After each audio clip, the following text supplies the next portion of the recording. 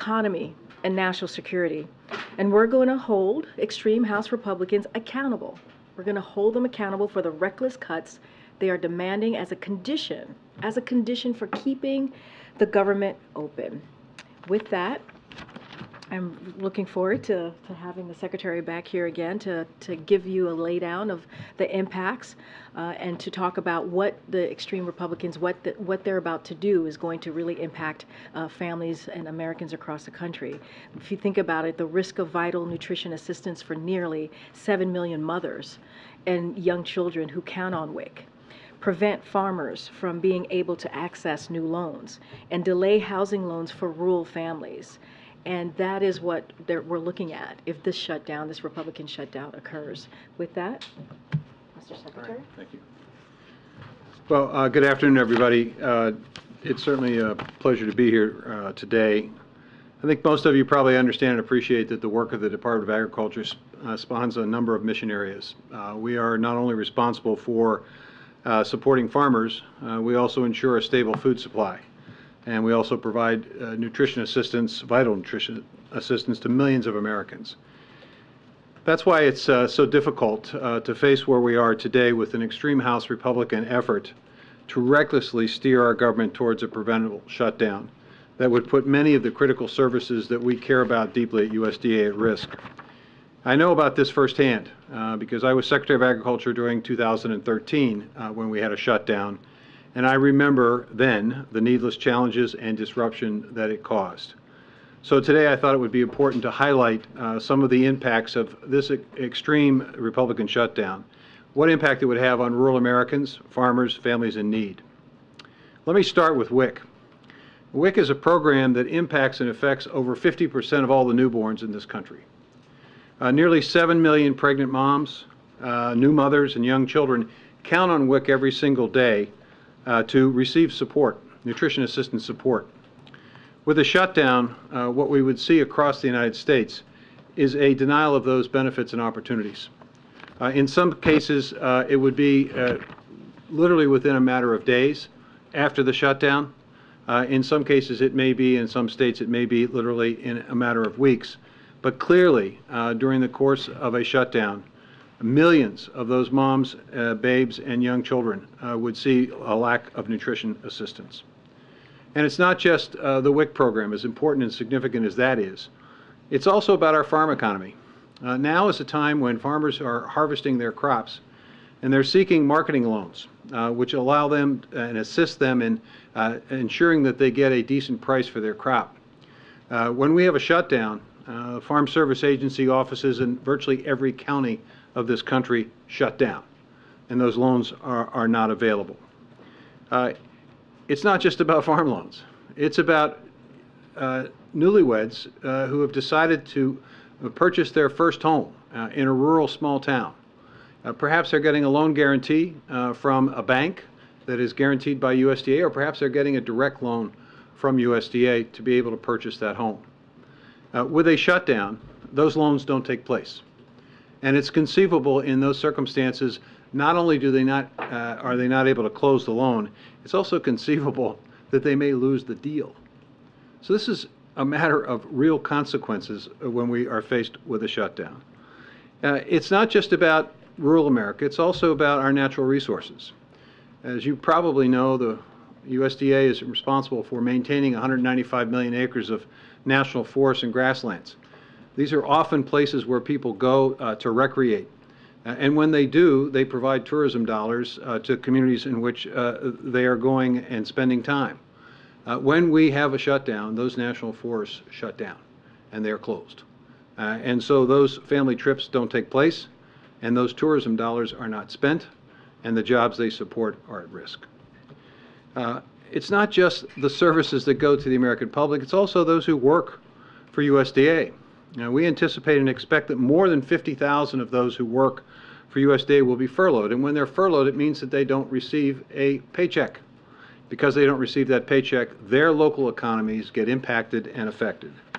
And I could go on for some time, but the reality is that when there is a shutdown, we're looking at a significant disruption of the lives of millions of Americans. Republicans have called for a CR, and I'll just say two things about that. It just is basically carrying forward the extreme cuts that we see and saw in the budget that was proposed in the House Ag Appropriations Committee. At the time, I said the budget was pathetic, it was punitive, and it was petty. And I would say that that also continues to be the case. Not only do we have the WIC initiative that wouldn't be funded, but we're also looking at the failure to fund the firefighter fix, which puts at risk the firefighting staff necessary to combat the nearly 44,000 fires that we've already experienced in the western U.S. Today. So I'm here today to suggest that there are real consequences to real people in a real way when there is a shutdown, especially one that ought not to happen. And I'm hopeful that at the end of the day, it doesn't happen. Once there is a shutdown, how long can you keep nutrition assistance going? To make sure I understand your question, the SNAP program, the Supplemental Nutrition Assistance Program, will continue, at least for a month of October. Now, if the shutdown were to extend longer than that, there would be some serious consequences to SNAP. The WIC program that I talked about today, which is for nearly 7 million moms and children, that program expires, if you will, or stops immediately when the shutdown occurs. We have a contingency fund at USDA that might continue it for a day or two. Some states may have leftover WIC benefits that have not been spent, which could extend it for a week or so in that state. But the vast majority of WIC participants would see an immediate reduction and elimination of those benefits, which means the nutrition assistance that's provided would not be available. Go ahead, Jay. Is there any scenario where, if there is no deal and there is a government shutdown, that the administration could explore the possibility of exercising any authority to extend the funding of the WIC program past the 1 or 2 days that you just mentioned? There is no authority. It is unlike the SNAP program. We don't have that capability, at least for a period of time with SNAP for a month or so. If we have a shutdown, WIC shuts down, and that means the nutrition assistance to those moms and young children shuts down.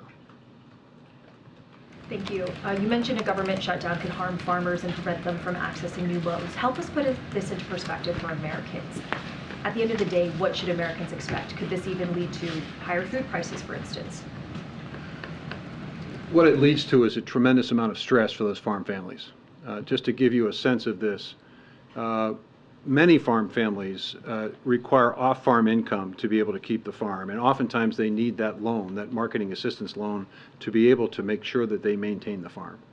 So it puts at risk the small and mid-sized farming operation in terms of their ability to get credit when they need credit, their ability to pay their bills when they need to pay their bills, the ability to make sure that they can harvest their crop. If they can't harvest the crop or they don't get the marketing assistance loan, then they're in a situation where they don't profit. And if they don't profit, they risk losing the farm. So it creates a tremendous amount of stress. For what reason? There's no reason for this shutdown. At the end of the day, we had a deal that the Senate passed with a majority of senators, a deal that passed the House with a majority of not just Democrats but also Republicans voting for it. A deal's a deal. And, to me, there's no reason for us to be even having this conversation. Go ahead, Rachel. Thanks, Karine. Thank you, Mr. Secretary. Over the weekend, the President mentioned that food safety was also at stake. So can you give us some examples of how during previous shutdowns the absence of food and environmental inspections impacted public health? Well, I think you would want to visit with the folks at FDA. You need to understand that our food safety responsibilities are divided. The USDA has responsibility for meat, poultry, and processed eggs. FDA has responsibility for everything else. I can tell you that in terms of meat, poultry, and processed eggs, we will continue to have food inspection. But that may not necessarily be the case with the FDA. So I think you want to talk to the FDA. I'll show you how silly this is. If you order a pepperoni pizza, we're guaranteeing the safety of it because there's meat on that pizza. If you order a cheese pizza, you're looking at FDA. So So are not all food inspectors considered essential workers, just ones affiliated with meat Well, and? I can't speak to what HHS does or what FDA does. That's why I think you should visit with them. But our inspectors will be on site. But here's where there is a potential problem. And that is, if there is a situation and circumstance that requires lab analysis, well, no, that's a different story. So, you know, that may impact and affect our ability to detect animal diseases as quickly as we need to, which in turn could affect the supply of food. So it's complicated, but our food inspectors will be on the job. And then we'll go back On the potential 50,000 furloughed workers, do you know where those workers, what programs those would be impacted on? Do you know who we're looking It's at across right the now? board. It's in every county of the country. We have a presence in every county of the country. So it's going to impact and affect literally every county in the country. It's FSA offices, it's rural development offices, it's NRCS conservation employees, it's some of the Forest Service employees, it's a lot of the researchers and people who work for the Agricultural Research Service, ARS. It's administrative staff. You can have people working on the job, but if you don't have the administrative people behind it, the job doesn't get done. It's incredibly disruptive. Incredibly disruptive. And then on another deadline in Washington, how confident are you that a new farm bill will be passed by the end of the year, or is an extension more likely? Well, I know that I think that the chair and ranking members of both committees are working hard to get this done. I would say this, in order for it to get done, it's important for them to understand the importance of using all the tools that would be available for all of the challenges that they face. Not just the farm bill, but the budget. When you undercut and underfund the budget, as some are proposing, cutting it by as much as, in some cases, 20, 30%, you undermine the ability of any farm bill, regardless of whether it's passed or not, to be implemented. And so our challenge at USDA is to provide technical assistance and help to get them to yes. And that's what we're doing. We'll continue to work. Our hope and belief is that the farm community and rural areas need certainty and consistency, and we'll do everything we can to make sure that this thing gets passed as quickly as it can. But it's pretty tough to do if there's a shutdown. Good now. You can't do it. Thank you, Mr. Secretary. A follow-up on that is, to what extent would a shutdown affect the ability of your leg affairs folks and maybe negotiations with the Hill on the Farm Bill? Could the Farm Bill reauthorization be delayed because everyone is dealing with the consequences of a shutdown? So here's how it works. Some senator or representative has a great idea about how they might be able to solve one of the problems they're trying to solve with the Farm Bill. They call our office for technical assistance. The phone's not going to get answered because no one's there. Why aren't they there? Because we're in a shutdown. That's why it's so ridiculous for us to even talk about this. We need to get, the speaker needs to do his job. He fought for it. He negotiated for it. He needs to do the job and get the job done. Go ahead, Phil. Thank you. Switching gears to a slightly different topic, has the Department of Agriculture seen anything in the purchase of farmland by Chinese corporations or Chinese nationals that would suggest a threat to national security or food security, or are those concerns that we've increasingly been hearing about, are those overblown? Well, I think there's concern, as there was in the North Dakota circumstance, where the Chinese interest was purchasing land near a military installation. I think there's legitimate concerns in that space, and I think that's one of the reasons why we've articulated the need as a department to be more engaged in the CFIUS process. I would also say that I think there's work to be done to give us the tools to be able to do an even better job of ensuring that we know when these transactions take place. It's complicated, but every county has their county recorder.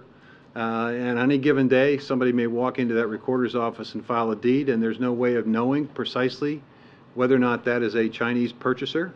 So we would, we need to work on how we might be able to collect the information and be able to analyze that information in a timely way so that we would determine whether or not a threat exists or not. So it sounds like you're not confident in the current system as it's set up to necessarily monitor Well, it's not that I'm not confident, it's that I think we could be, I think we're confident in the job we're doing today, because we are able to identify circumstances, as was the case in North Dakota.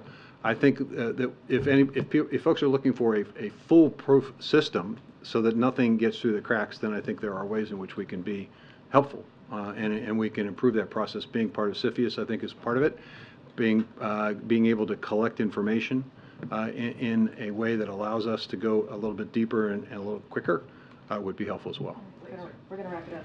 Yeah. How would the shutdown affect programs that are used by farmers, like crop insurance? And as part of the country is under really extreme drought conditions, do you see a need for kind of supplemental funding to come in and help folks, replant their crops?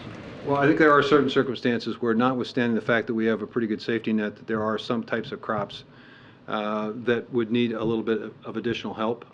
Florida and Georgia in particular, I think of two states where there are significant needs and challenges. Fortunately, the shutdown does not impact and affect crop insurance, but a failure to extend the farm bill or get a farm bill done could, which is why we don't want to shut down, so they can work on the farm bill to get it done, and we don't have the disruption to the WIC program, the firefighters, the farm loans, the home loans. I could go on. I could spend and she would probably want me to do this, to spend all of your time talking about it. But the point of this is, it's very simple. There are real impacts. There are real impacts to real people on a daily basis when Congress and the House and House Republicans don't do their job.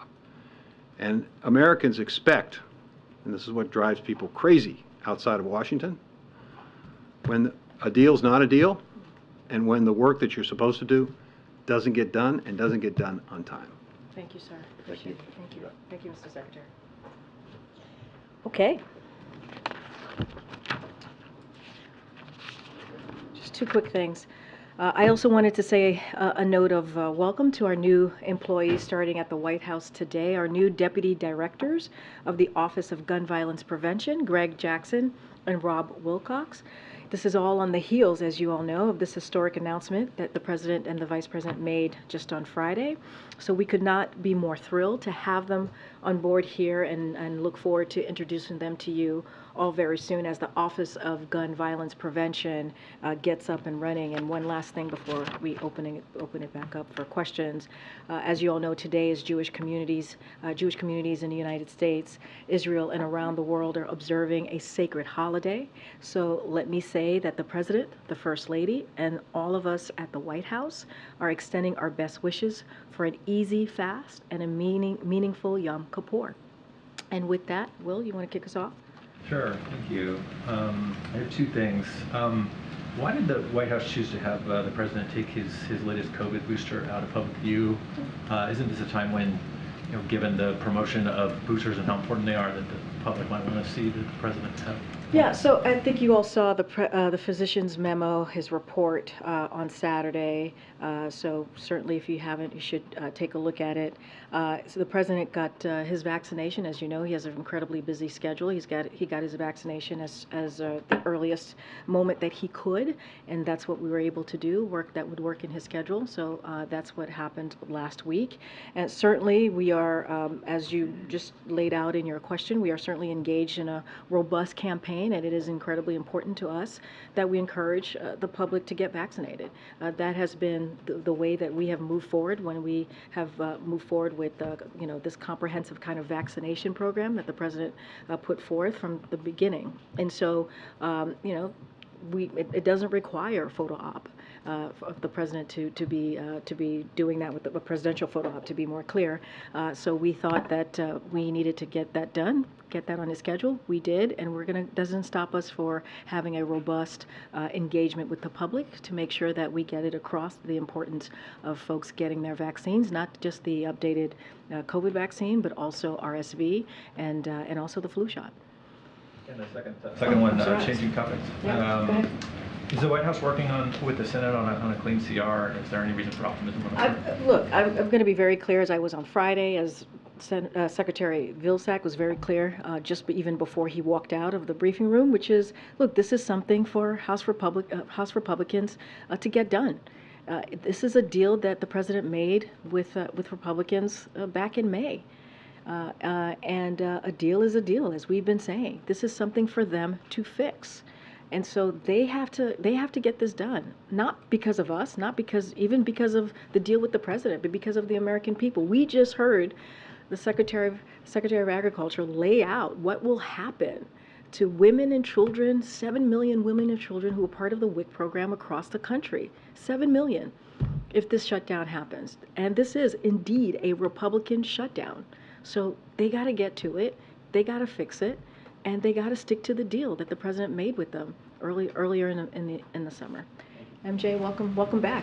Thank you. It's good to be back. I know that you got a number of questions about Senator Menendez on Friday, but now that the senator himself has said that he is not going anywhere, and given that President Biden is the leader of the Democratic Party, does the president believe that a person who is facing allegations that are as serious as the allegations confronting the senator, that there is any place for somebody like Senator Menendez in the Democratic Party? So I'm going to be very clear. This is a serious matter. We see this as a serious matter. I think, and we believe, the senator stepping down from his chairmanship was the right thing to do. Obviously, the right thing to do. As it relates to anything else, any decision that he has to make, that's certainly going to be up to him and the Senate leadership to decide. But of course, we see this as a serious matter, and I'm just going to leave it there for now. Just quickly sure. on the trip to Detroit tomorrow.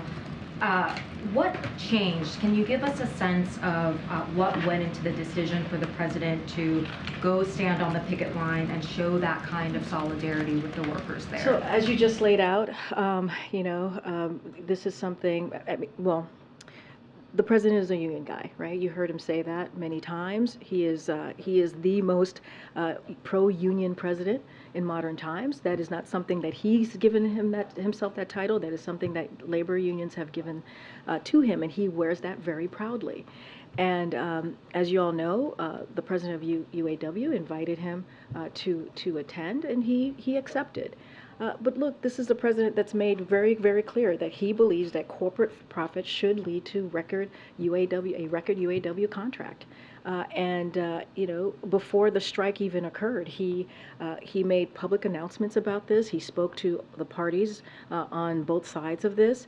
He has made it very, very clear that he supports union workers, he supports the UAW workers, and tomorrow what you're going to see is historic, right? This is going to be a historic visit, and the president's going to continue to show his support, not just from the last couple of years, but as he has been in the public eye, as a senator, as a vice president, his support for unions. And you've seen this in the last 2 years with his pro-union policies, making sure that his pro-union policies are indeed pro-workers. So should we take from the visit that the president is explicitly taking the side of the union workers as opposed to the companies? Well, he has been very clear, right? He is pro UAW. He is pro workers. You know, that is this president, right? He has said the middle class was built. The unions built the middle class. This is something that he said over and over again. He's always been on the side of workers. He believes that there is an opportunity here, and he is encouraged and he is pleased by seeing both sides continue to have that conversation. It is their negotiation to make, right? This is why he says he believes in collective bargaining, and he believes that there could be a win-win agreement here. But he's always going to stand on the side of workers, always. Okay. Okay. I'll come to you after, Joey. Go ahead, Steve. Did Trump's decision to visit the UAW workers play into your decision to go? Absolutely not. This is a decision to visit the picket line was based off his own desire. This is what the president wanted to do, to stand with auto workers. That's what you're going to see the president do tomorrow. And he, as you all know, Sean Fain's invitation from last week, he accepted that invitation and is proud to do so. And secondly, does the president endorse the specific terms of the latest proposal by UAW leadership or is there room for further compromise? So I'm not going to get into negotiations from here. This is for the parties to negotiate. We're not going to speak to what's being put at the table. What we have said over and over again is that we believe there's an opportunity here for a win-win agreement.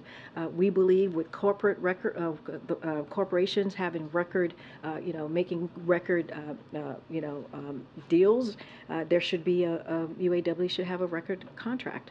And that's what the auto workers deserve. That's what workers deserve more broadly. Okay, Joey. Yeah, did President Biden reach out to the auto companies to notify them that he would be going to join the picket line with UAW? I don't have any readouts of any calls that was been made regarded to this as it's related to the companies. As you know, we have said many times before that he's spoken to the companies. He's spoken to all parties. As you know, we have two members of Gene Sperling, a member here of the White House senior advisor, and also, as you know, the acting secretary, Julie Sue, have been in touch, in regular touch with all parties as they are negotiating this process. But we are, I don't have anything to read out except that the president was pleased to accept the invite that was given to him, that was provided to him by the president of UAW, and he is always going to stand by the side of workers. And can you provide us some more information on the details of the format of the event? Is he going to be speaking? Is he going to be, what exactly will he be doing, and where in Wayne County, Michigan, is he going to actually be going? So don't have any specific details at this time. Look, this is going to be a historic trip. That's going to underscore the president is the most pro-union president in history, and so that's what you're going to see. He's going to be going to join the picket line, standing in solidarity with the men and women of UAW. That is important for the president, he believes, to do. And as they continue to fight for a fair share of the value of they helped create. If you think about what the record these corporations, kind of the record profits that they've been able to make, they believe, and we believe, that they're owed a fair share of that. Thanks, Karine. Just to clarify, since President Biden will be making this trip, does this mean he supports the 40% pay increase and 32-hour work week? I'm not going to get into the details of what's being negotiated right now on the table with certainly with the parties. What we're saying is that we support the auto workers. That's what you're going to see with the president tomorrow. This is a historic event, a historic trip. And this continues to show how indeed this president is the most pro-union president in history, and he stands by the side of workers. This is what you're going to see tomorrow. And separately, the White House has made it very clear that it's on Republicans to avoid the government shutdown, not on the White House, but our latest polling shows that a higher percentage of Americans would actually blame the shutdown on the president and the Democrats, not on Republicans. Why do you think that is, and should the president be out there speaking more on this issue? We're going to be very clear. This will be a Republican shutdown, right? This is extreme House Republicans who have made it very clear that the chaos that we're seeing in the House, they are marching us towards a government shutdown. That shouldn't be happening. This shouldn't be happening. This is the job of Congress. One of the basic jobs of Congress is to keep the government open. A deal was made. I mean, I can't speak to your polling, but what I can speak is to the facts. The facts is a deal is a deal. It is up to them to keep the government open. This is something they can do. They know how to fix this. And it is an extreme part of the Republican Party that is holding this, because they want to ram through extreme policies. That's going to hurt the American people. So we're going to continue to be very clear about this. We've talked today about the food safety. You've heard me talk about education, housing, law enforcement, Meals on Wheels, Head Start. So much more will be affected by this if the shutdown, this Republican shutdown happens. So we're going to continue to be very clear about it. And it is, it is something that they can fix. They can fix this. But does it show that the president needs to be messaging more to the public about this? I mean, look, the president was very clear early this summer when he put this deal together, a bipartisan deal that 2/3 of Republicans voted on. And that's what the American people want to see. We saw that in the midterms, right? That's what they want to see us continue to work in a bipartisan way. That's what the president did. Now we're going to continue to be very clear. This is a deal that they all agreed upon not too long ago, just a couple of months ago, and now they can't stick to the deal. So we're going to be asked the question, we're going to answer it straightforward, we're going to lay out the facts, but this is sort of something for Congress to fix. Right. I want Dave, you're up front today. Yeah, I am. Okay. First time, first seat. Good to see you. Good to see you. I want to press you a little bit on what you just said. You said that the president supports the auto workers. Does that mean that the president is siding with the auto workers over the auto companies? What we're saying is we're not going to get into the negotiation, right? This is, when it comes to the negotiation, that is something for the parties to decide on. That is something for them to discuss. But me saying that the president supports the auto workers, that's not anything new.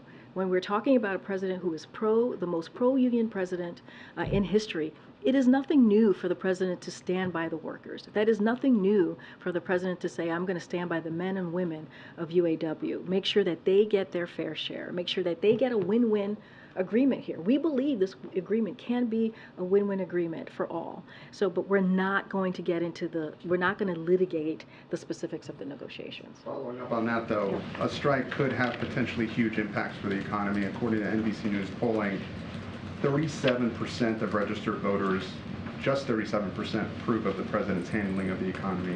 He's at a 56% disapproval, the highest of his presidency, and 74% of registered voters say they have major or moderate concerns about the president's age and mental fitness. How troubling is that? Here's what we're going to focus on. We're going to focus on exactly what you just asked me, right? The first question, which is how do we continue to support the workers, right? We're not going to get into the litigation of the negotiations here, but what we're going to do is continue to show how much this president is working for American families. You just heard from Secretary here, who laid out what it means if there's a shutdown, and why it is so important for Republicans to keep to their deal. That's what we're going to focus on. You see, the Bidenomics, I get it. I get that Americans right now, they've been through a lot, right? They've been through the pandemic, this global pandemic that we're coming out of. They have been through what we've seen because of Russia's war in Ukraine, and we saw inflation spike. We saw what's going on with what Americans are feeling every day. This is why this president has been so zeroed in, so laser focused on lowering costs for Americans, and we've done that. And a lot of the policies that the president has put forward are indeed popular. I mean, Bidenomics has worked so well that you have Republicans in their own districts, in their own states, taking credit for things that the president pushed forward, policies that the president has pushed forward, legislation that they didn't even vote for. If you think about the American Rescue Plan, the Inflation Reduction Act. So I get the polling that you're laying out. I get that, but we can't be focused on that. We also have to be focused on really speaking directly to the American people. The next 3 days, you're going to see the president go to 3 states to do just that. But 37% approve? I hear you. But it is, look, our focus is going to be on what we can do to continue to deliver for the American people. Polls are polls, right? They are going to be all over the place. They're going to, they don't tell the whole story, actually. And that is just the way a poll is. What we're going to focus on is how we can continue to do the job that the president promised that he would do, is make Americans' lives a little bit better, give them that breathing room. I'm going to go around. I know I always forget to call on this side, so let me call on you. Go ahead. Thanks, Karine. You just said the president doesn't want to get into the specifics of the negotiations, but is he perhaps interfering in these negotiations by, visiting the picket line tomorrow? We're not going to get into. We never get into, into the specifics of negotiations. Not in public. We're not going to do that. That is something, for the parties to decide on when it comes to negotiations. We've always been very clear about that. They're meeting, they have negotiating, and we are pleased to see that.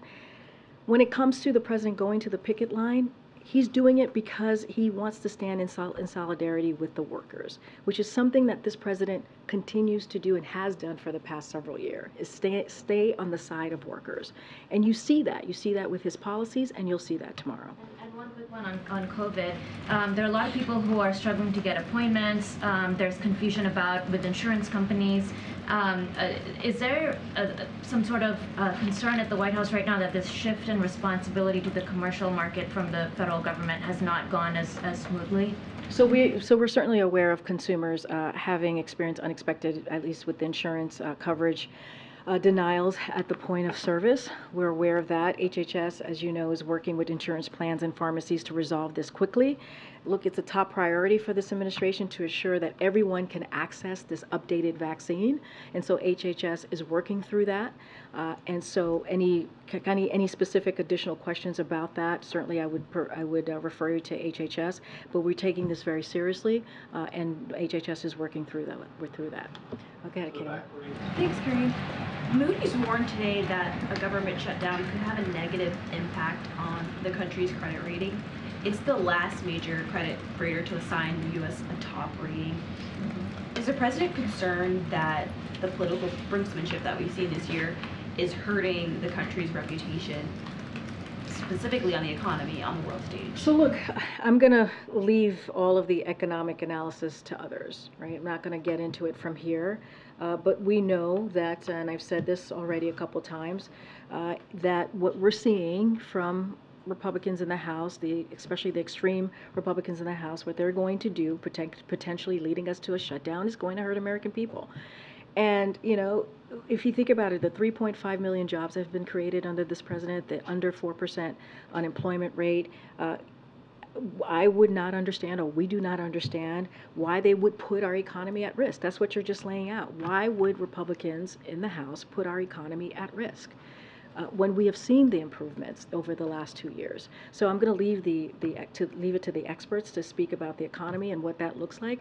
But you know, this is a question for them. This is something that does not have to happen. It does not have to happen.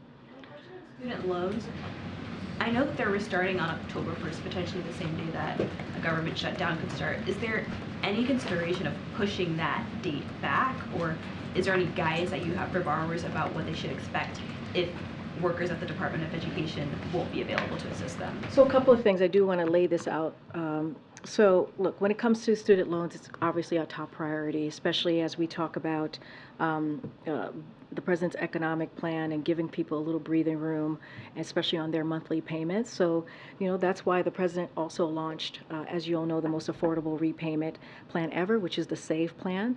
So, you know, if this happens, if Republicans in Congress, you know, go down this road of shutting down the government, we anticipate that key activities at federal student aid will continue for a couple of weeks. But however, if it is a prolonged shutdown lasting more than a few weeks, could substantially disrupt the return to repayment effort and long-term servicing support for borrowers. So the Department of Education will do its best to support borrowers as they return to repayment, as we have been saying for the past several months. But an extreme Republican shutdown, if this occurs, could be disruptive. And just to maybe more, I think about more than 28 million federal student loan borrowers restate payments. That is what restart payments. So this is something that does not have to happen. These are political games that we see from the other side of Pennsylvania Avenue, and it does not have to happen. It does not have to happen. And so that's how we foresee this moving forward. Okay. Thanks. I wanted to further understand a little bit the president's trip tomorrow. Yeah. It seems like by going to stand with workers at a picket line, the president is literally standing with them in the terms that they're seeking in the contract dispute. But when you're asked about some of the specifics of that, you seem to be saying you guys don't want to get into the specifics of the dispute. So is he not standing with them on the terms with which they're trying to negotiate? I mean, to be very clear, he is standing with them to make sure that they get a fair share. That is what he's standing with them on. He is standing with them, and we've said this, that they get the record profits mean a record contract for UAW. That is why he's going. That is what he's standing for. Now they're going to negotiate what that looks like for them, right? That's what they're doing right now. That's what collective bargaining is all about, right? They're going to talk it through what a win-win agreement looks like. But what we definitely agree on is that they deserve a fair share. Right? They deserve a fair share of the value that they helped create, That's what the president is saying. But the details, the specifics of what that looks like, what makes both sides happy, or anything in those at the negotiation table, that is for them to decide. That is for them to decide. But it seems like he's taking away some past presidents have been an arbiter between two sides that are in conflict. It seems like by going to the picket line, he's not an arbiter between the two sides. He's choosing a side by standing But with the union. we have said over and over again that this is the president that stands with union workers. This is. Right, but that's why it's confusing where you're How, saying there's like, no, it's not, we're not going to talk about the terms I of the disagree. It is not confusing. What he is saying, and we've been very clear, he stands with union workers. He stands with the workers. He has said, and they have said, he is the most pro-union president in history. And that is what he's doing. He is going to stand in solidarity at the picket line with the workers. Now, they are at the table. They are at the table trying to figure out what this agreement is going to look like, right? They are going to decide the specifics of that agreement. What the president is saying is, and he always says this is nothing new. He always says he stands by union workers and he is going to stand with the men and the women of UAW. That continues to be the case. Go ahead, Katie. So, I'm sorry. Oh my goodness. You're going to ask the same question? I'm not going to change my answer. I'm seeking clarity. It's fine. I'm going to ask again. No, feel free, and I'm going to give you the same answer. Is he visiting the picket line? Is he standing with them? Is he walking in the He's picket going line? He's going to join the picket line. So does the White House see any political risk in what the president doing this? What the president understands is that he wants to be on the side and has been on the side of workers. That is something that he has said over and over and over again. So when he asked earlier that if he's siding with the workers over the companies, he is indeed siding with the workers. He is standing with the auto workers. He is standing with the auto workers. We are not involved in negotiations. That is something for them to decide what is going to work for the parties that are involved. Okay. But he is standing with the auto workers. That's what the president is doing. He got the invite from the UAW president. He accepted, and he's going to go and do what he has said that he does all the time, right? Which is stand with union workers, and what you're going to see is going to be standing with UAW men and women of the UAW, and that is important to the president. Karine. All right, I just got to go around, guys. I got to go around. Yeah, go ahead. I'm trying to call on people I haven't called on yet. You had said earlier that the president had spoken to the companies, presumably you meant the automakers. We know he had spoken to them before his trip to India earlier this month. Has he had any more recent I don't have any calls to read out. Okay. I don't have any calls to read out. And have any of the auto companies asked to meet with him tomorrow when he's in Michigan? Would he consider that? I just don't have any more details what the trip is going to look like tomorrow. Go ahead, Danny. Yeah, on the situation in Nagorno-Karabakh, you see thousands of refugees are leaving the territory at the moment. How concerned is the president about this? And Armenia has said that this amounts to ethnic cleansing. Is that a term that the president would agree with? So we certainly are watching closely the reports.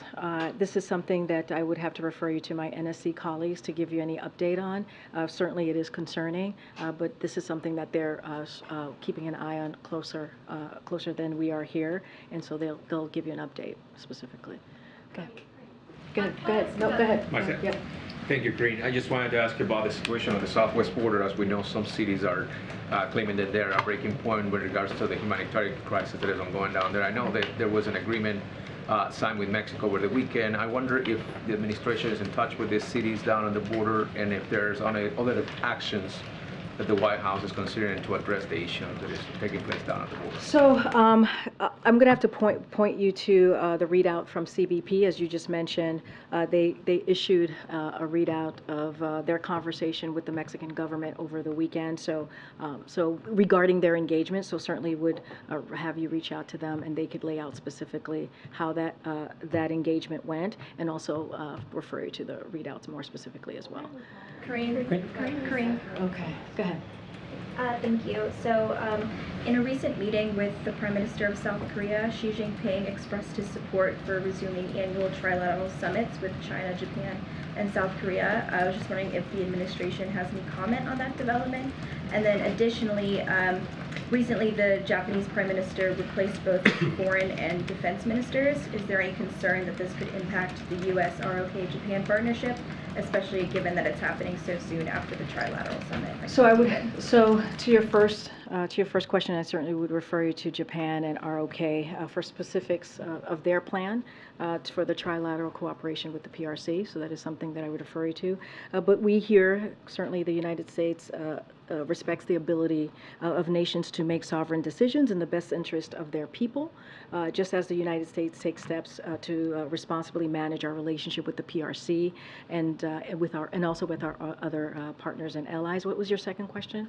This is about the Japan. Yes, recently the Japanese Prime Minister replaced both his foreign defense ministers. I was wondering if there was any concern about how that could impact the U.S.-ROK-Japan partnership. So first, I would refer you to the government of Japan on any personnel decisions that they've made. Look, you saw the relationship continue to deepen and grow just a couple weeks ago now at Camp David when there was a trilateral summit, which was historic and truly important. And so we're going to continue to work closely with our Japanese counterparts to enhance that relationship. So that certainly has not changed. We have to go. Sorry, we have to go, guys. All right. I'll take. Go ahead. Thank you, Karine. Real quick. Go ahead. Thanks. Has President Biden had any engagement with House Republicans about the shutdown? I don't have any engagements to read out to you. As I said last week, we have OMB Director Shalonda Young, who has been in regular touch with members in Congress. We have had our Legislative Affairs Office, who has been in regular touch. I don't have anything to read out on any conversation that the president has had specifically on this, but as you know, and we say this often, is the president is in regular contact with congressional members on an array of issues. But again, when it comes to this, this is something that they can fix. I mean, when we talk about a Republican shutdown risking the vital nutrition assistance for nearly 7 million mothers and young children who count on WIC, prevent farmers from being able to access new loans, and delay housing loans for rural families. I mean, that is something that the Secretary laid out very well and in detail, and he's been in this place before, back in 2013 when he had the same role in the Obama-Biden administration. This would be devastating for American families.